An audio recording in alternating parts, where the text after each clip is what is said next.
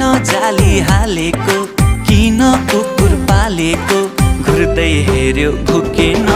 नजिक जाँदा झन्डै टोकेन, घुर्दै